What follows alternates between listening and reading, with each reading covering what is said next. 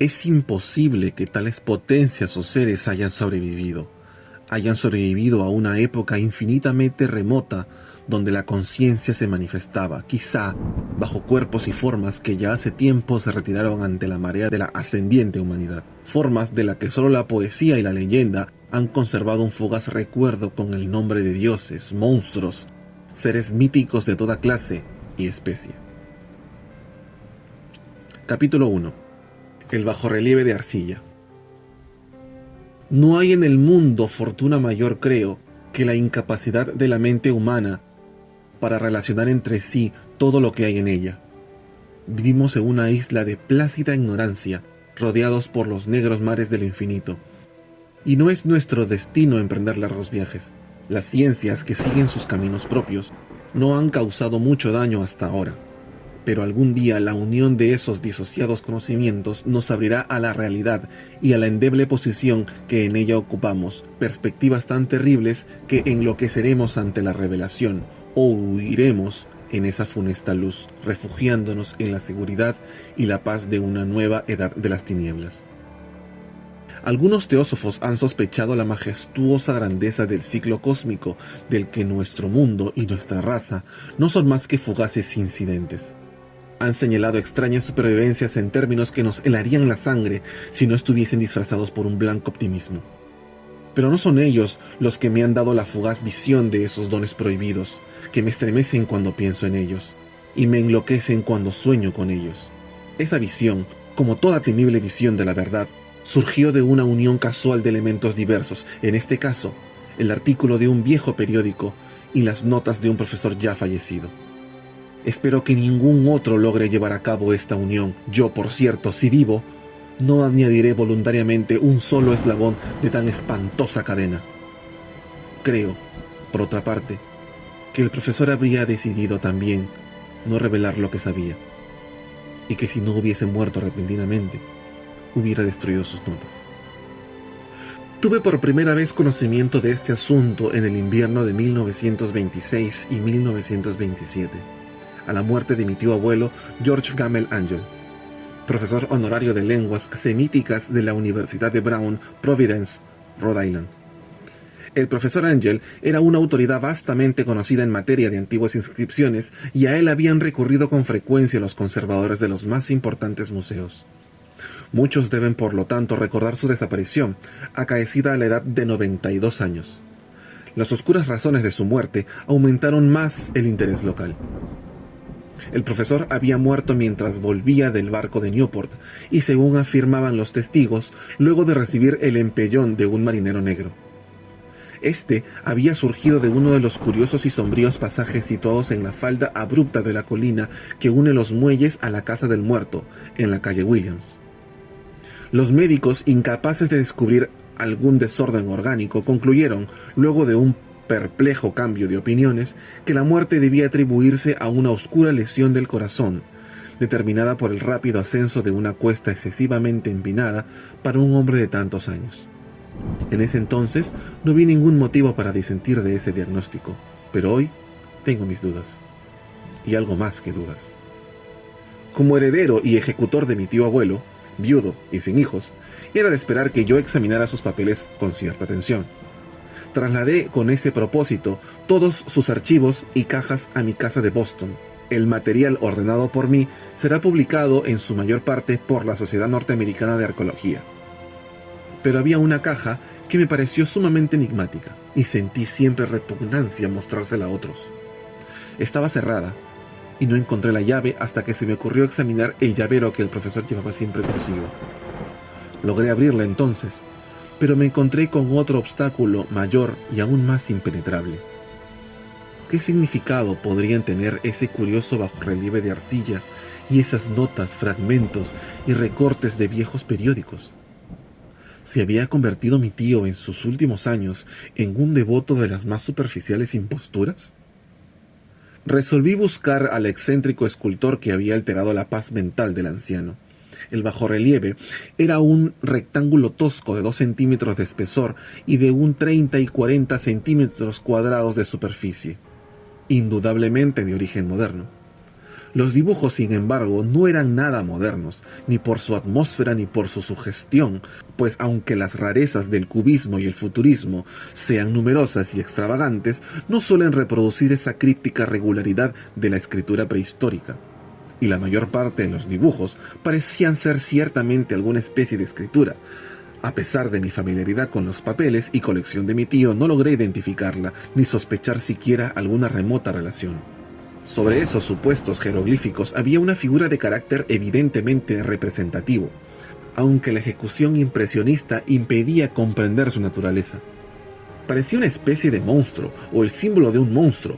Si digo que mi imaginación, algo extravagante, se presentó a la vez un pulpo, un dragón y a la caricatura de un ser humano, no traicionaré el espíritu del dibujo. Sobre un cuerpo escamoso y grotesco, provisto de alas rudimentarias, se alzaba una cabeza pulposa y coronada de tentáculos. Pero era el contorno general lo que la hacía más particularmente horrible. Detrás de la figura se embosaba una arquitectura ciclópea. Las notas que acompañaban a este curioso objeto, además de unos recortes de periódicos, habían sido escritas por el profesor mismo y no tenían pretensiones literarias. El documento en apariencia más importante estaba encabezado por las palabras «El culto de Cthulhu», escritas cuidadosamente en caracteres de imprenta para evitar todo error en la lectura de un nombre tan desconocido. El manuscrito se dividía en dos secciones. La primera tenía el siguiente título: 1925, sueño y obra onírica de H. A. Wilcox, calle Thomas 7, Providence, Rhode Island. Y la segunda, informe del inspector John Legras, calle Bienville 121, Nueva Orleans, a la Sociedad Norteamericana de Arqueología, 1928. Notas del mismo y del profesor Webb. Las otras notas manuscritas eran todas muy breves, relatos de sueños curiosos de diferentes personas o citas de libros y revistas teosóficas, y el resto comentarios acerca de la supervivencia de las sociedades y cultos secretos, con referencia a pasajes de traslados mitológicos y antropológicos, como la rama dorada de Fraser y el culto de las brujas en Europa Occidental, de la señorita Murray. Los recortes de periódicos aludían principalmente a casos de alienación mental y a crisis de demencia colectiva en la primavera de 1925. La primera parte del manuscrito principal relataba una historia muy curiosa.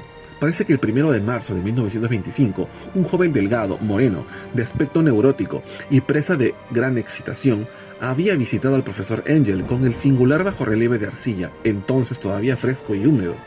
En su tarjeta se leía el nombre de Henry Anthony Wilcox, y mi tío había reconocido en él al hijo menor de una excelente familia, con la que estaba ligeramente relacionado. Wilcox, que desde hacía un tiempo estudiaba dibujo en la Escuela de Bellas Artes de Rhode Island y que vivía en el Hotel Fleur de Lis, muy cerca de esa institución, era un joven precoz de genio indudable, pero muy excéntrico. Desde su infancia había llamado la atención por las historias y sueños extraños que se complacía en relatar. Se denominaba a sí mismo físicamente hipersensitivo, pero la gente seria de la vieja ciudad comercial lo consideraba simplemente raro. No había frecuentado nunca a los de su propia clase y poco a poco había ido retirándose de toda actividad social. Actualmente solo era conocido por algunos estetas de otras ciudades. La Asociación Artística de Providence, deseosa de preservar su conservadorismo, lo había desahuciado. En aquella visita, decía el manuscrito, el escultor había pedido bruscamente la ayuda de los conocimientos arqueológicos de su huésped para identificar los jeroglíficos. El joven hablaba de un modo pomposo y descuidado que impedía simpatizar con él. Mi tío le respondió con sequedad, pues la evidente edad de la tableta excluía toda posible relación con las ciencias arqueológicas. La réplica de joven Wilcox, que impresionó bastante a mi tío como para que la reprodujera palabra por palabra, tuvo ese énfasis poético que caracterizaba sin duda su conversación habitual. «Es nueva, es cierto», le dijo, «pues la hice anoche mientras soñaba con extrañas ciudades, y los sueños son más viejos que la cavilosa Tiro, la contemplativa Esfinge o Babilonia guarnecida de jardines». Y comenzó a narrar una historia desordenada que de pronto despertó en mi tío un recuerdo. El anciano se mostró febrilmente interesado. La noche anterior había habido un leve temblor de tierra, el más violento de los que habían sacudido Nueva Inglaterra en esos últimos años, que había afectado terriblemente la imaginación de Wilcox. Ya en la cama, y por primera vez en su vida, había visto en sueños unas ciudades ciclópeas de enormes bloques de piedra y gigantescos y siniestros monolitos de un horror latente que exudaban un limo verdoso. Muros y pilares estaban cubiertos de jeroglíficos, y de las profundidades de la tierra, de algún punto indeterminado, venía una voz que no era una voz, sino más bien una sensación confusa que solo la fantasía podía traducir en esta unión de letras casi imposible: Cthulhu Ftam. Esta mezcla de letras fue la llave del recuerdo que excitó y perturbó al profesor Angel. Interrogó al escultor con minuciosa científica y estudió con intensidad casi frenética el bajorrelieve que el joven había estado esculpiendo en sueños, vestido solo con su ropa de dormir y temblando de frío. Mi tío culpó a su avanzada edad, dijo Wilcox más tarde, el no reconocer con rapidez los jeroglíficos y el dibujo.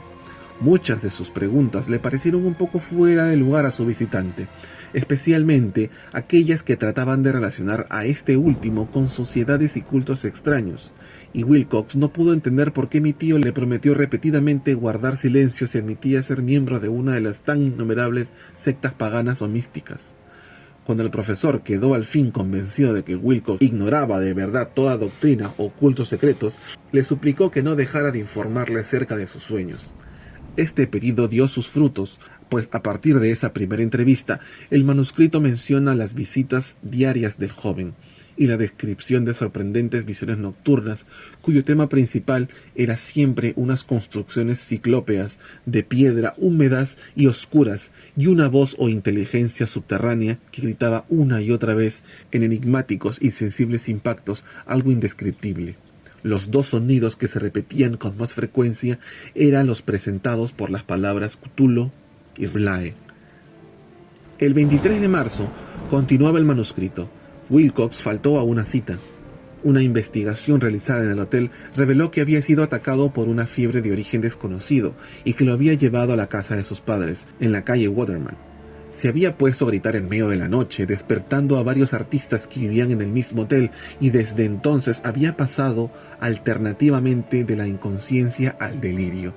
Mi tío telefonió enseguida a la familia y desde ese momento siguió de cerca el caso, yendo a menudo a la oficina del Dr. Toby en Tyre Street, médico de cabecera del joven.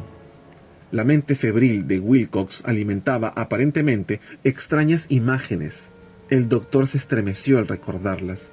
No solo incluían una repetición de los sueños anteriores, sino también una criatura gigantesca de varios kilómetros de altura que caminaba o se movía pesadamente. Wilcox nunca lo describía en todos sus detalles, pero las pocas e incoherentes palabras que recordaba el Dr. Toby convencieron al profesor de que aquel era el monstruo que el joven había intentado representar. Cuando Wilcox se refería a su obra, añadió el doctor, caía enseguida, invariablemente, en una especie de letargo, cosa rara. Su temperatura no estaba nunca por encima de lo normal. Sin embargo, su estado se parecía más al de una fiebre violenta que al de un desorden del cerebro. El 2 de abril, a las 3 de la tarde, la enfermedad cesó de pronto. Wilcox se sentó en la cama, asombrado de encontrarse en la casa de sus padres, e ignorando totalmente lo que había ocurrido en sus sueños, o en la realidad desde el 22 de marzo. Como el médico declarara que estaba curado, a los 3 días volvió a su hotel. Pero ya no le fue de ninguna utilidad al profesor Angel. Junto con su enfermedad se habían desvanecido todos aquellos sueños, y luego de oír durante una semana los relatos inútiles e irrelevantes de unas muy comunes visiones, mi tío dejó de anotar los pensamientos nocturnos del artista. Aquí terminaba la primera parte del manuscrito, pero las abundantes notas invitaban de veras a la reflexión. Solo el escepticismo inveterado que informaba entonces mi filosofía puede explicar mi persistente desconfianza. Las notas describían lo que habían soñado diversas personas en el mismo periodo en que el joven Wilcox había tenido sus extrañas revelaciones. Mi tío parecía había organizado rápidamente una vasta encuesta entre casi todos aquellos a quienes podía interrogar sin parecer impertinente, pidiendo que le contaran sus sueños y le comunicaran las fechas de todas sus visiones notables. Las reacciones habían sido variadas, pero el profesor recibió más respuestas de las que hubiese obtenido cualquier otro hombre sin la ayuda de un secretario. Aunque no conservó la correspondencia original, las notas formaban un completo y muy significativo resumen. La aristocracia de los hombres de negocios, la tradicional sal de la tierra de Nueva Inglaterra, dieron un resultado casi completamente negativo, aunque hubo algunos pocos casos de informes de impresiones nocturnas, siempre entre el 13 de marzo y el 2 de abril, periodo de delirio del joven escultor. Los hombres de ciencia no fueron tampoco muy afectados, aunque por lo menos 4 vagas descripciones sugerían la visión fugaz de extraños paisajes, y uno de ellos hablaba del temor de algo anormal. Las respuestas más pertinentes procedían de artistas y poetas que, si hubieran podido comparar sus notas, hubieran sido presas del pánico. Ante la falta de las cartas originales, llegué a sospechar que el compilador había estado haciendo preguntas insidiosas o había deformado el texto de la correspondencia para corroborar lo que había resuelto ver. Por eso persistí en la creencia de que Wilcox, conociendo de algún modo los viejos documentos reunidos por mi tío, había estado engañándolo. Estas respuestas de los artistas narraban una perturbadora historia. Entre el 28 de febrero y el 2 de abril, gran parte de ellos había tenido sueños muy curiosos, alcanzando su máxima intensidad en el tiempo del delirio del escultor. Una cuarta parte hablaba de escenas y sonidos semejantes a los descritos por Wilcox, y algunos confesaban su terror ante una criatura gigantesca y sin nombre. Un caso que las notas describían con énfasis era particularmente triste. El sujeto, un arquitecto muy conocido, algo inclinado al ocultismo y a la teosofía, se volvió completamente loco la noche que llevaron al joven Wilcox a la casa de sus padres y murió meses después, gritando que lo salvaran de algún escapado habitante del infierno. Si mi tío hubiese conservado los nombres de estos casos, en vez de reducirlos a números, yo hubiera podido hacer alguna investigación personal. Pero como estaban las cosas, solo pude encontrar a unos pocos. Todos, sin embargo, confirmaron las notas. Me pregunté a menudo si aquellos a quienes había interrogado el profesor Angel se habían sentido tan intrigados como este grupo. Nunca les di explicaciones, y es mejor así. Los recortes de prensa, como ya he dicho, trataban de casos de pánico, manía y excentricidad, siempre en el mismo periodo. El profesor Angel debió de haber empleado una agenda de recortes, pues el número de estos extractos era prodigioso y además procedían de todos los rincones del mundo. Uno describía un suicidio nocturno en Londres. Un hombre había saltado por una ventana luego de lanzar un grito horrible. En una confusa carta al editor de un periódico sudamericano, un fanático anunciaba, apoyándose en sus visiones, un futuro silencioso.